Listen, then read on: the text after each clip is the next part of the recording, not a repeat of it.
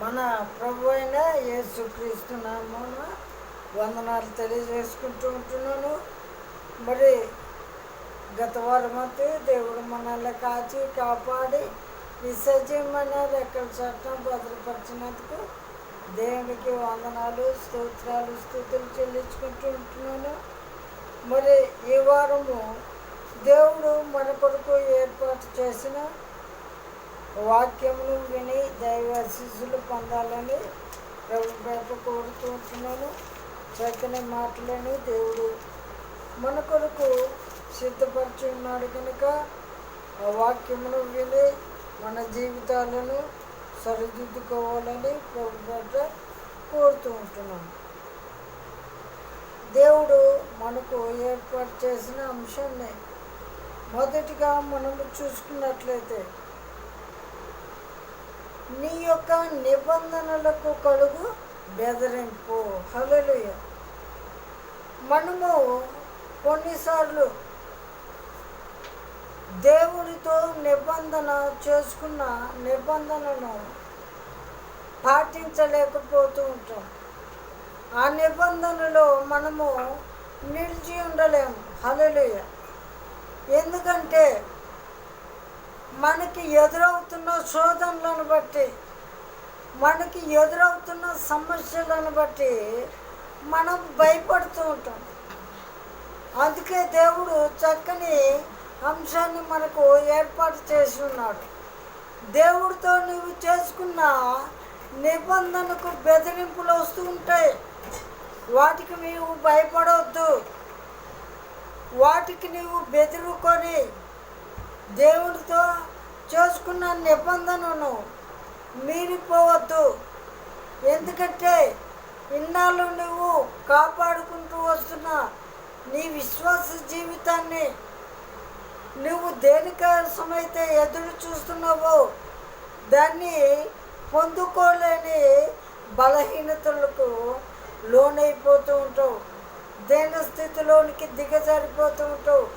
మరలా మొదటి స్థితిలోనికి వస్తూ ఉంటావు అని దేవుని వాక్యము సెలవిస్తున్న చక్కని మాటను మనము చూస్తూ ఉంటున్నాం. కాబట్టి మనము మనకు వస్తున్న శోధనలకు మనం ఎప్పుడూ భయపడకూడదు. ఆ శోధనలకు భయపడి దేవుడితో చేసుకున్న నిబంధనను, దేవుడు మనకు దయచేయబోతున్న ఆశీర్వాదాలను మనం ఎప్పుడు కోల్పోకూడదని ప్రభు పేట కోరుతూ ఉంటున్నాను.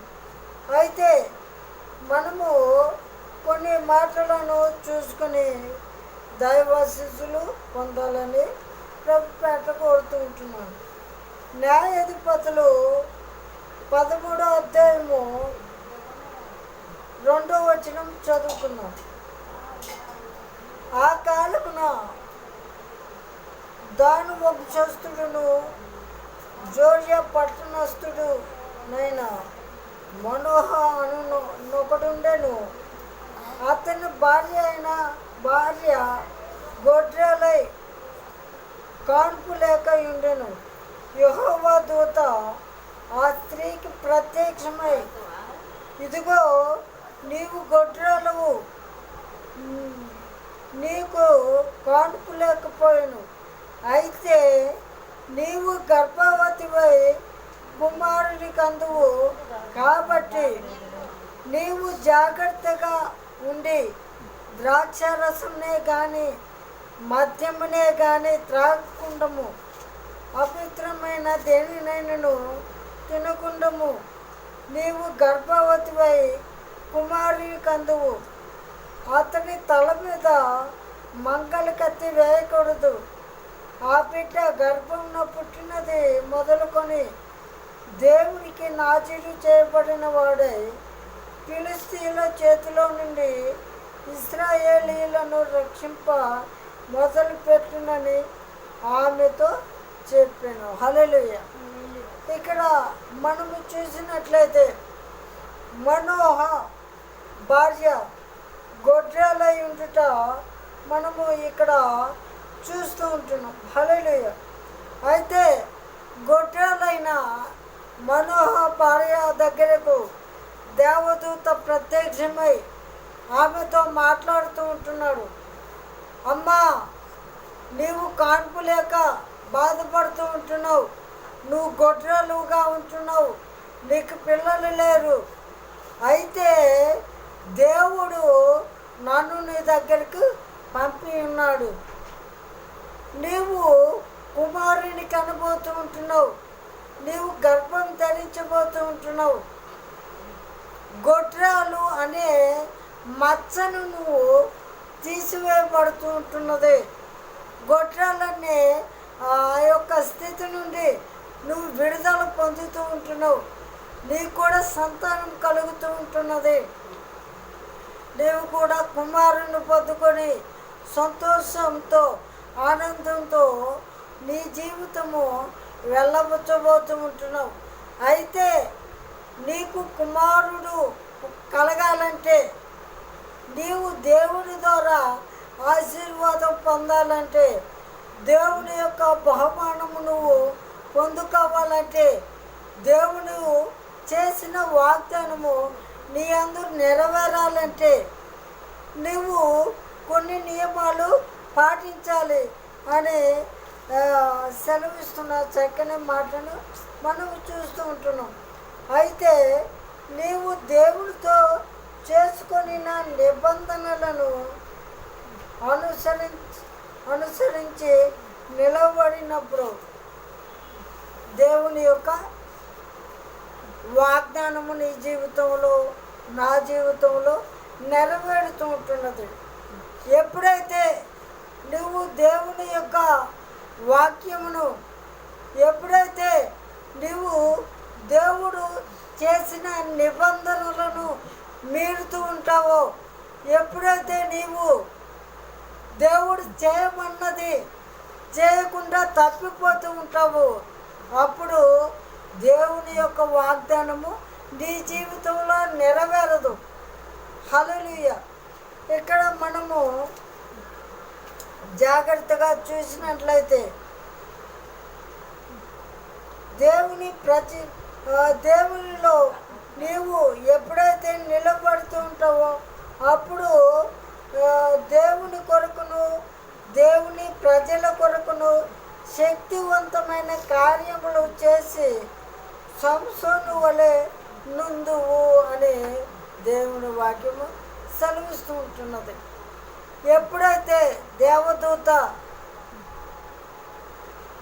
మనోహ యొక్క భార్యతో నువ్వు సంతానం పొందాలంటే కొన్ని నియమాలు పాటించాలి అని ఆ నియమాలు నియమించి ఉన్నదో, అలాగే ఆ యొక్క స్త్రీ తను గర్భవతి అయినది మొదలుకొని దేవదూత తనతో ఏమైతే చెప్పి ఉన్నదో అది తప్పక చేసి ఉన్నది. కాబట్టి ఆమె కుమారుని పొందుకున్న విధానాన్ని మనము చూస్తూ ఉంటున్నాం. అంత మాత్రమే కాకుండా కుమారుడు పుట్టిన తర్వాత చేయవలసిన నిబంధనను కూడా వారు తూచే తప్పకుండా చేసి ఉన్నారు. భక్తుడైన సంసోను కూడా దేవునికి విధేయుడుగా నిలబడిన స్థితిని మనం ఇక్కడ చూస్తూ ఉంటున్నాం. హల్లెలూయా.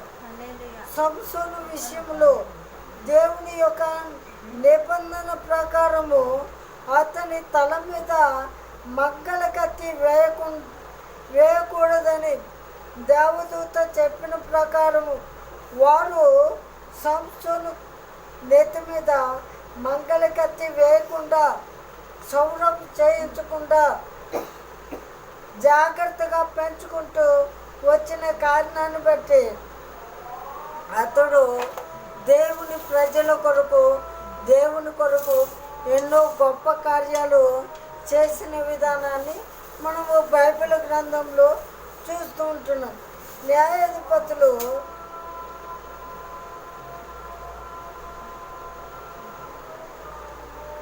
14వ అధ్యాయము 5వ వచనం చదువుకున్నట్లయితే దేవుని నిబంధనను మేరకుండా దేవుళ్ళో స్థిరుడుగా నిలిచిన విధానానికి భక్తుడు చేసిన కార్యాలను మనము చూసుకుందాం.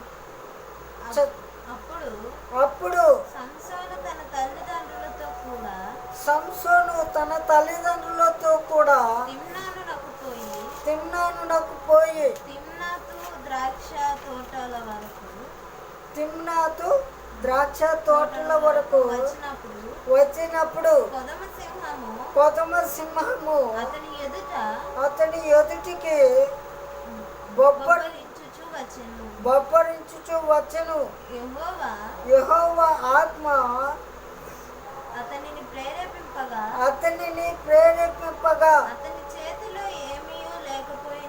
అతని చేతిలో ఏమీయూ లేకపోయినను ఒకడు మేక పిల్లను చీల్చినట్లు అతడు దానిని చీల్చెను. హల్లెలూయా. మనము దేవుని యొక్క నిబంధనను పాటించినప్పుడు, మనము దేవుని యొక్క ఆజ్ఞలను పాటించినప్పుడు, మనము దేవుని యొక్క కట్టడలలో జాగ్రత్తగా పరిశుద్ధముగా నడిచినప్పుడు దేవుని కొరకు గొప్ప కార్యాలు చేయగలం. దేవుని రాజ్యాన్ని స్వతంత్రించుకోగలం. దేవుని యొక్క మహిమను మనము చూడగలం. భక్తుడు ఎలాగైతే తల్లిదండ్రుల ద్వారా జాగ్రత్తగా పెంచబడ్డాడో, తల్లిదండ్రులకు దేవదూత ఆజ్ఞాపించిన ప్రకారం అతని తల క్షౌరం చేయించకుండా అతను దేవునికి నాజీలు చేయబడ్డాడు. కాబట్టి ఎటువంటి అపవిత్ర వస్తువు అతని జీవితంలో తగలకుండా జాగ్రత్తగా దేవుని కొరకు పెంచబడ్డాడు.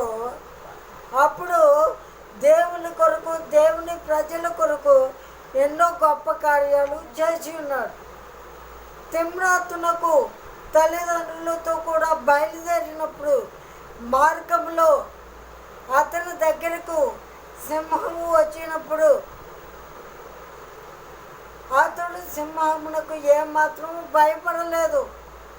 ఎందుకంటే దేవుని యొక్క తోడు అతనికి ఉంది కాబట్టి, దేవుని యొక్క కాపుదల అతనికి ఉంది కాబట్టి, దేవుని యొక్క ఆత్మ సంసోనుకు తోడుగా ఉన్నది కాబట్టి దేవుని ఆత్మ అతన్ని ప్రేరేపిస్తుంది. సంసోన, భయపడవద్దు, లేచి ఆ సింహమును చీల్చివేయి, చంపివేయి అని దేవుని ఆత్మ ఎప్పుడైతే అతన్ని ప్రేరేపించున్నదో అక్కడ మనము చక్కగా చదువుతూ ఉంటున్నాం.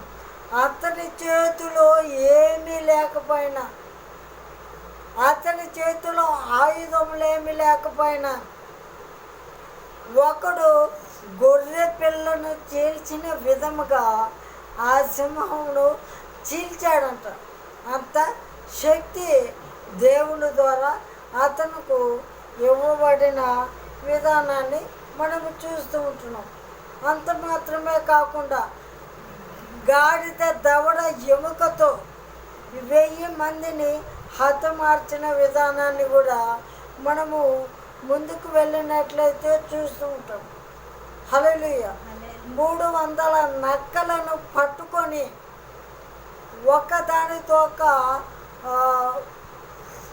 ఒకటి ముడివేసి శత్రువులను, వారి యొక్క పొలములను నాశనము చేసి శత్రువుల చేతిలో నుండి విడిపింపబడిన జయ జీవితము పొందుకున్న విధానాన్ని మనము చూస్తూ ఉంటున్నాం. హల్లెలూయా. అయితే మనము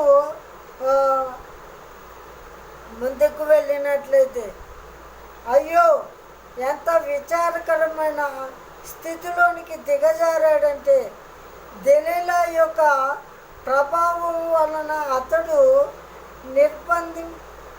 నిబంధనను బద్దలు చేసి తద్వారా మిక్కిలి విపరీతకరమైన మరణము పొందవలసి వచ్చిన విధానాన్ని మనము చూస్తూ ఉంటున్నాం.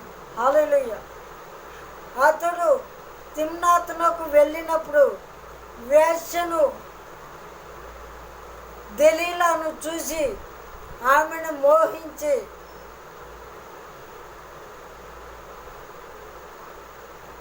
ఆమెను వివాహం చేసుకోవాలని ఆశపడ్డాడు. హల్లెలూయా. వేశ్యతో సాంగత్యం చేశాడు. తద్వారా ఆమె యొక్క లాలన మాటల ద్వారా దేవుని యొక్క శక్తి అతనికి ఎలాగూ ఉన్నదో, ఏమి చేస్తే ఆ శక్తిని కోల్పోతాడో, ఏమి చేస్తే ఆ ప్రభావాన్ని కోల్పోతాడో, ఆ యొక్క స్త్రీ మాటికి అతన్ని విసిగించి ఆ యొక్క సీక్రెట్ను తెలుసుకొని సంసోను యొక్క తలను క్షౌరం చేయించి, ఎప్పుడైతే అతని తల క్షౌరం చేయించబడి ఉన్నదో దేవుని యొక్క ప్రభావము అతనిలో నుండి వెడలిపోయిన విధానాన్ని మనము చూస్తూ ఉంటున్నాం. హల్లెలూయా.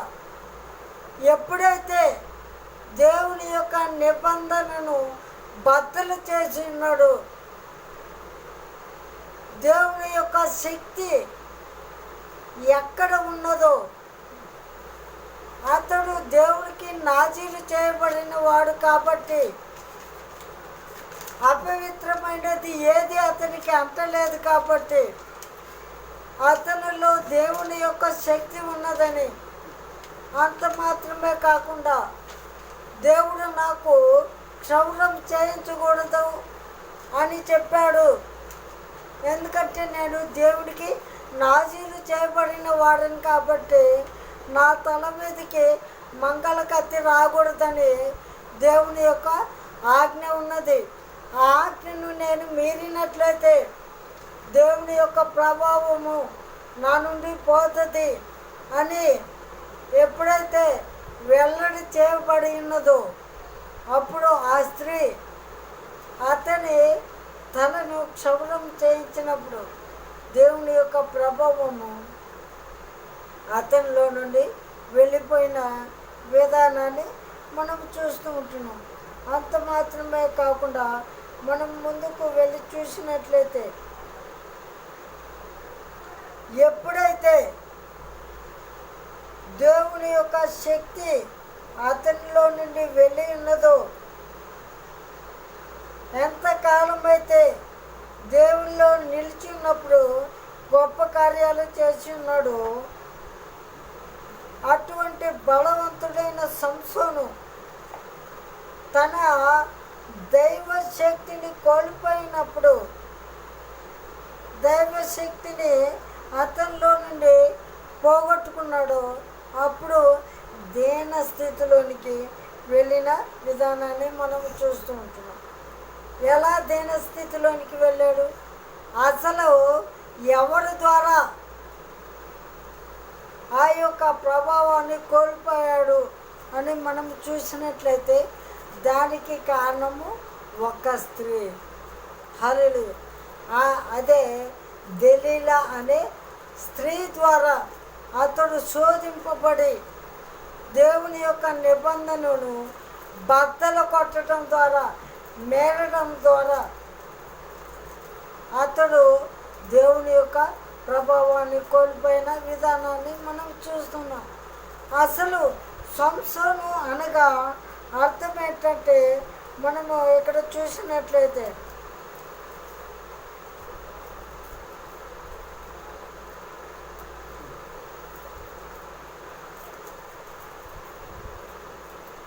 సంసోను అనగా సూర్యుని వంటి వాడు అనే అర్థము.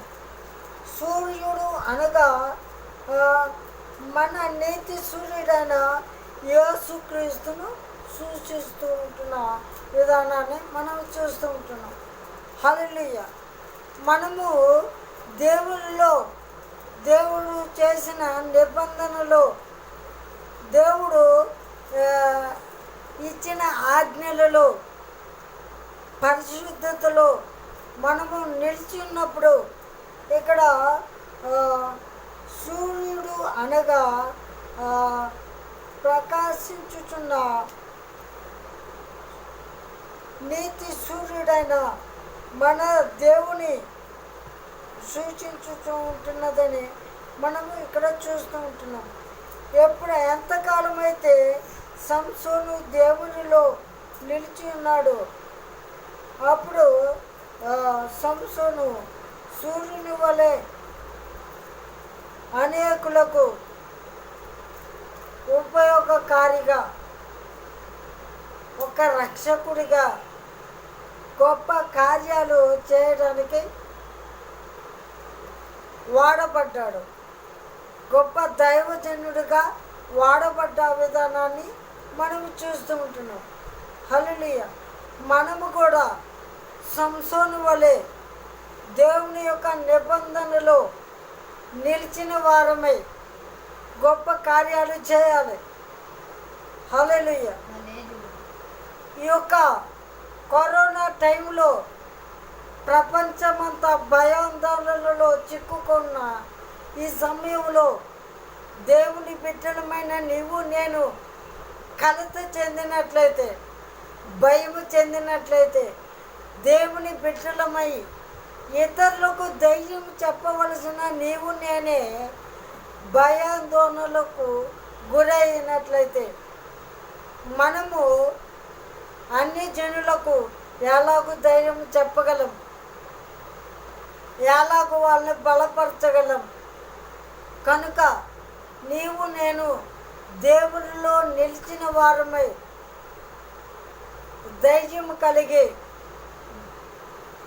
దేశ రక్షణ కొరకు, దేశం యొక్క విడుదల కొరకు, నశించిపోతున్న ఆత్మల కొరకు గొప్ప కార్యములు చేసే బిడ్డలముగా నీవు నేను ఉండాలని ప్రభు పేట కోరుతూ ఉంటున్నాను. హల్లెలూయా. అంత మాత్రమే కాకుండా ఇక్కడ మనము దెలీలా అనగా అర్థం ఏంటి అని మనము చూసుకున్నట్లయితే, దెలీలా లోకమునకును లౌకిక సంతోషములకును సూచనగా ఉంది. దెలీలా అను మాటకు సుకుమారమైన అని అర్థము. మన దేవునితో చేసుకొనిన నిబంధనకు సంబంధించిన పునాదులను సుకుమారమైన లోక భోగములలో లోపల వినాశనమును కలుగజేయును. హల్లెలూయా.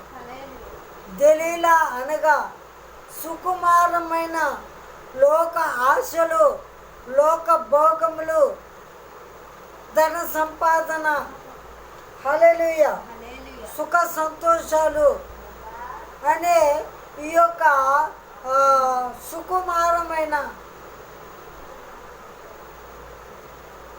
లౌకికమైన వాటికి మనము కృంగిపోయి దేవునితో మనము చేసుకున్న నిబంధనను బద్దలు చేసుకునే అవకాశము దీనస్థితిలోనికి వెళుతూ ఉంటాం. కాబట్టి ఆ యొక్క దెలీలా అనే అర్థమిచ్చు సుకుమారమైన లోక సంతోషాలకు మనము గురి కాకూడదు. హల్లెలూయా. దేవుని వాక్యము సెలవిస్తుంది కదా, అటువంటి వారి యొక్క ముగింపు సంసోను యొక్క ముగింపు వలె చాలా విపరీతకరమైన ముగింపుగా ఉంటున్నదని చూస్తూ ఉంటున్నాం. ఎంతకాలం అయితే సంసోను దేవుల్లో నిలిచి ఉన్నప్పుడు దేవుని కొరకు, తన ప్రజల కొరకు గొప్ప కార్యాలు చేసి ఉన్నాడు.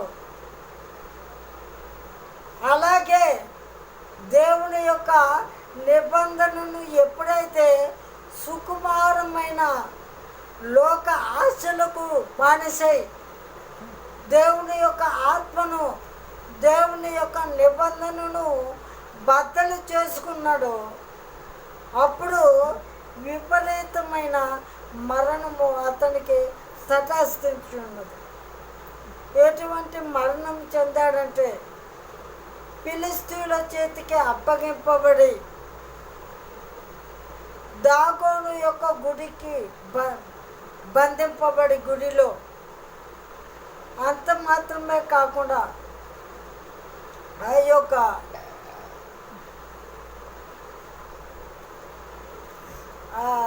తిరగలి విసురుతుంటారు కదా, దాన్ని విసిరి పని చేసి అంత దేన స్థితిలోనికి దిగజారిపోయిన విధానాన్ని మనం చూస్తూ ఉంటున్నాం. అటువంటి దౌర్భాగ్యమైన విపరీతమైన మరణమును అతడు కొని తెచ్చుకున్నాడు. ఎందుకు? దేవుని యొక్క ఆత్మను కోల్పోయి ఉన్నాడు కాబట్టి. హల్లెలూయా. కనుక నీవు నేను దేవుని యొక్క నిబంధనను కోల్పోకూడదు. సుకుమారమైన అల్పకాల సుఖభోగములకు మనము మన హృదయంలో చోటు ఇవ్వకూడదు. ఎందుకంటే ఇక్కడ దేవుని యొక్క మాట సెలవిస్తున్న కొన్ని మాటలను చూసుకొని మనం ముగించుకున్నాం.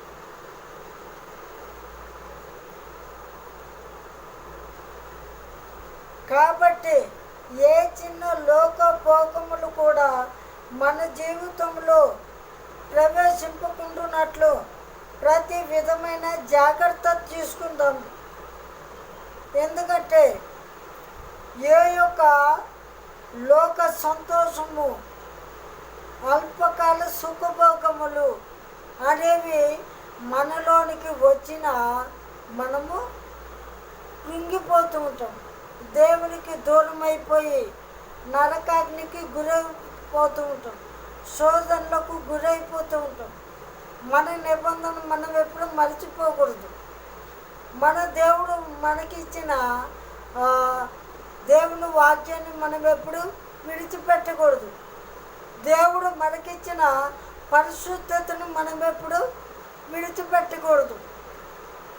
ఒకానొకప్పుడు ఏదైనా తోటలో కోల్పోయిన పరిశుద్ధతను దేవుడు తన శిలువ మరణం ద్వారా తిరిగి మనకి ఆ పరిశుద్ధతను ఇచ్చి ఉన్నాడు. దేవుడితో కోల్పోయిన సమాధానాన్ని శిలువ మరణం ద్వారా మనకు మరలా తిరిగి ఇచ్చి ఉన్నాడు. కాబట్టి మనం మరలా దాన్ని కోల్పోయినట్లయితే మనము నాశనం అయిపోతామని మనము తెలుసుకోవాలి. హల్లెలూయా. ఆ యొక్క సుఖభోగముల యొక్క ఎలా వస్తాయి? ఆ సుకుమారమైన మనసుకు సూచన ఏంటే? అవి దేనిని పోలి ఉంటాయి అని కొన్ని విషయాలు మనము చెప్పుకొని ముగించుకున్నాం. ఆ యొక్క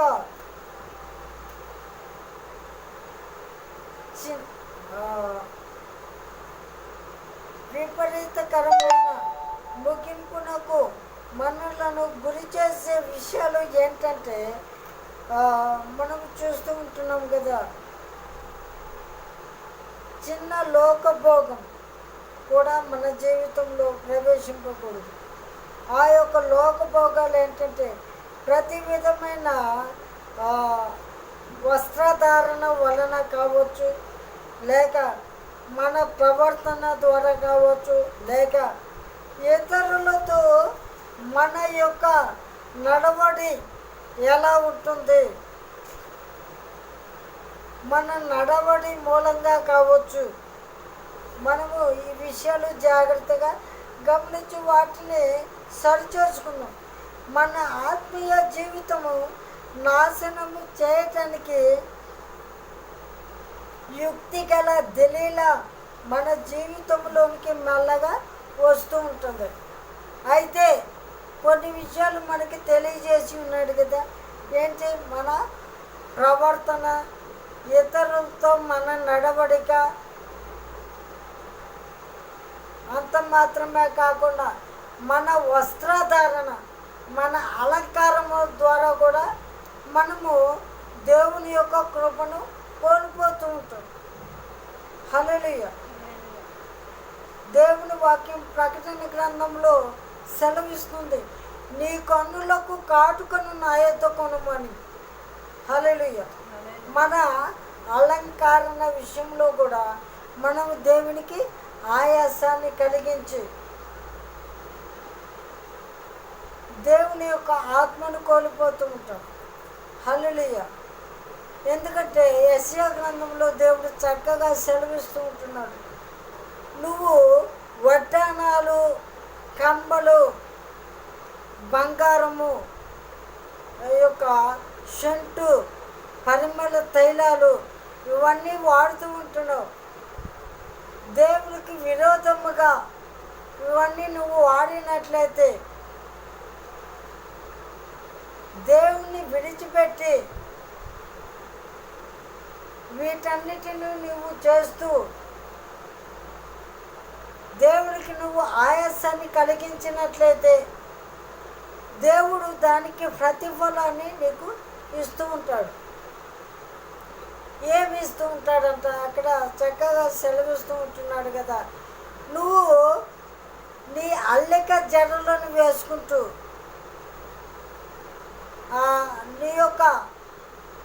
నీకు దేవుడిచ్చిన జుట్టును నువ్వు ఈ లోకానుసారంగా ఉపయోగించుకుంటూ అల్లిక జడలు వేసుకుంటూ ఇతరులకు అందం చూపించాలి, నేను అందంగా కనపడాలి అని నీవు దేవునికి విరోధముగా నువ్వు అలంకరించుకుంటున్నావు. కాబట్టి నీ యొక్క అల్లిక జడలకు ప్రతిగా నీకు బోడి తల ఇస్తూ ఉంటాడు. హల్లెలూయా. నువ్వు ఈ లోక భోగాల కోసం షంటు నువ్వు ఉపయోగించుకుంటున్నావు, అత్తను నువ్వు ఉపయోగించుకుంటున్నావు. ఇవన్నీ చేసి నువ్వు దేవుడికి ఆయాసాన్ని కలిగించినట్లయితే సువాసనకు ప్రతిగా నీకు మురుగుడు ఇస్తానని బైబిల్ గ్రంథంలో దేవుడు సెలవిస్తుంటున్నాడు. కనుక మనము దేవుడికి విరోధముగా ఏమీ చేయకూడదు. హల్లెలూయా. ఇంకా కొన్ని విషయాలు ఉంటున్నాయి. మరొకసారి వాటిని మనము బైబిల్ గ్రంథంలో చూసుకుని ముందుకు వెళదాం. అయితే ఇక్కడ కొన్ని విషయాలు మనం చూసుకున్నట్లయితే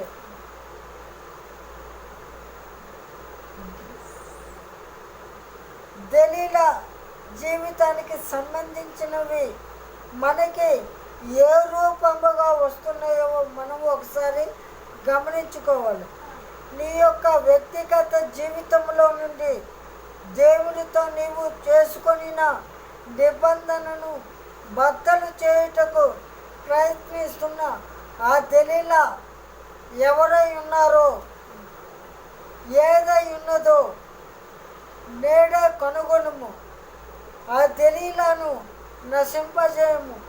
ఇక ఎన్నటికీ సమీపింపకుండా దానిని దూరం చేసుకోమని సెలవిస్తూ ఉన్నాడు. అది ఏ రూపంలో వస్తుంది? ఆ దెలీలా అనేది సుకుమారమైన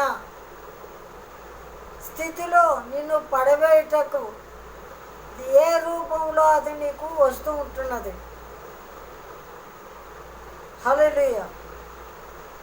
నువ్వు గమనించుకో, నీ ప్రవర్తన ద్వారా ఆ దెలీలా సుకుమారమైన స్థితిలో నీకు పడవేయటానికి నీ నడవడిక ద్వారా, నీ ప్రవర్తన ద్వారా, నీ అలంకారం ద్వారా ఏ రూపంలో వస్తున్నదో నువ్వు ఒకసారి జ్ఞాపకం చేసుకొని దానిని తీసివేసుకో. ఎందుకంటే అది నీ జీవితాన్ని నాశనం చేస్తూ ఉంటుంది అని సెలవిస్తూ ఉంటున్నాడు భక్తుడు. కనుక క్షణభంగురమగు స్థితిలో పాప భోగ అల్పకాలమే గాక నిత్యంలో నీకున్నది దేవుడే అని జ్ఞాపకం చేసుకొని నిజమును కనుగొని సత్యమును కనుగొని పరిశుద్ధము కలిగిన జీవితమును, దేవునికి ఇష్టమైన జీవితమును మనము కలిగి జీవించి దేవుని రాజ్యంలో ప్రవేశించే హక్కును సంపాదించుకోవాలని ప్రభు పేట కోరుకుంటూ చిన్న మాటలను దేవుడు దీవించి ఆశీర్వదించునుగాక. ప్రార్థన చేసుకున్నాం. మహాపరిశుద్ధుడా, ప్రేమ స్వరూపి, నీకు వందనాలు.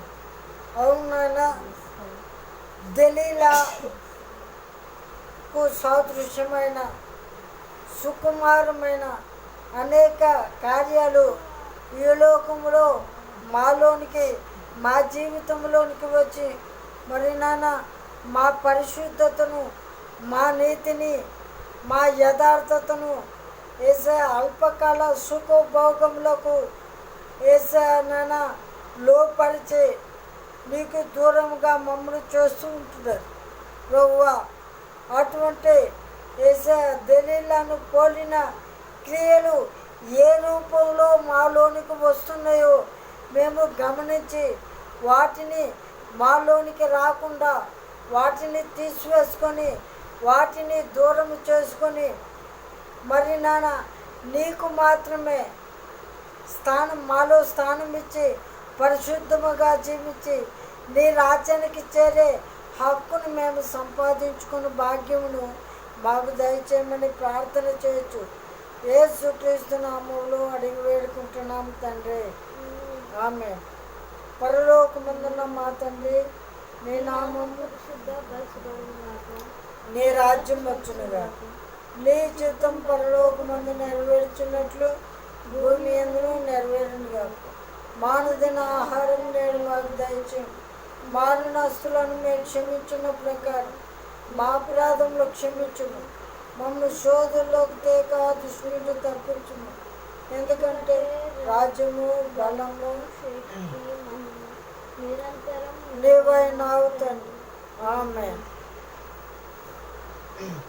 పరమ తండ్రి అయిన దేవుని యొక్క ప్రేమ, కుమారుడైన యేసుక్రీస్తు కృప, పరిశుద్ధాత్మని యొక్క నిత్య అన్యోన్య సహవాసము, శాంతి, సమాధానం ప్రభు రాక ప్రయంతరం వరకు మనకు సదాకాలం తోడుగా ఉండి నడిపించునుగాక. ఆమేన్. యేసు రక్తమే జయం, ప్రవేశ రక్తము ప్రవేశనాలు సంపూర్ణ విజయం కలుగునుగాక. ఆమేన్, ఆమేన్, ఆమేన్.